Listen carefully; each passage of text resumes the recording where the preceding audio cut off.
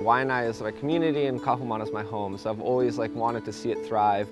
Another thing is I just love farming. I love growing food, especially if we're growing it for our own community. And here in Hawaii, in Āina specifically, Āina has the densest population of native Hawaiians in the world. Culturally, a lot of the foods that native Hawaiians ate are no longer accessible. This has led to many health issues across the board: obesity, diabetes. A lot of these autoimmune diseases can be actually traced back to your diet.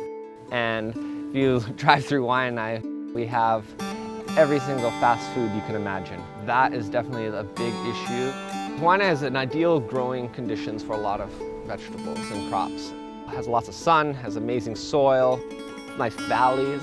Back in the day, a lot of the food that was grown here in Āina.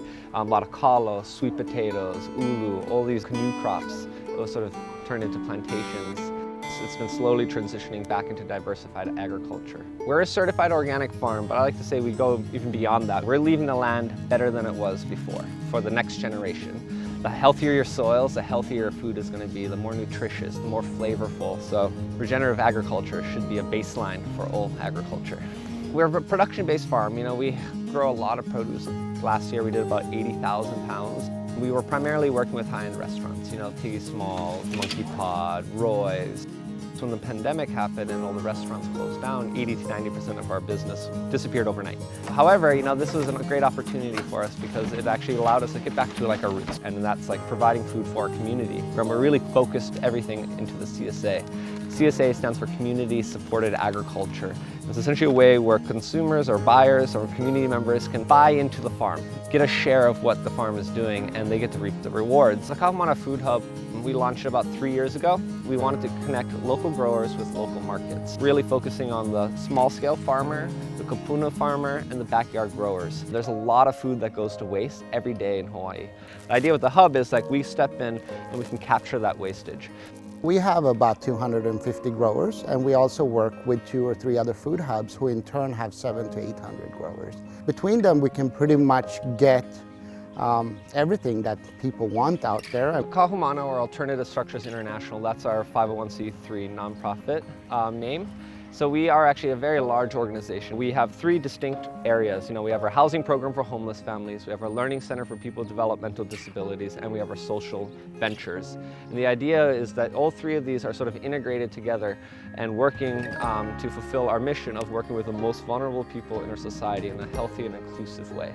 The cafe is trying to create a space where people can get hands-on training in culinary work.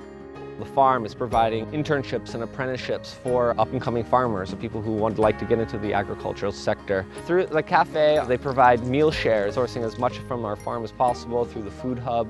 The commercial kitchen primarily functioned as a kitchen for making meals for children who couldn't afford the school meals. When COVID hit, school shut down, and now we're providing produce bags for food distributions, developing value-added product, and also frozen prepared meals. A healthy food system, in my mind, is a community that's really working together for the common good of everyone involved. So you have farmers who are working with the community, who are being supported by the health centers, and it's all this relationship that they understand that if one part of this system fails, there's this trickle-down effect. We live in a small chain of islands in the middle of the Pacific Ocean, and we're very vulnerable. That's what this pandemic has shown, but it's also shown the resiliency of Hawaii and our communities.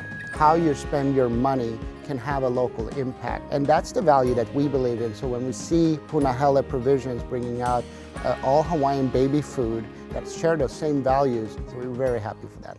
When people come to Hawaii, visit a farm, go visit a local supplier, support a local product, buy back into the community.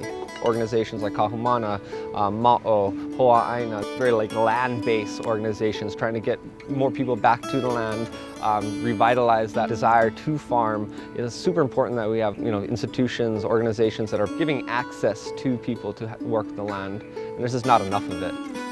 Āina used to be the breadbasket, maybe one day it could be again.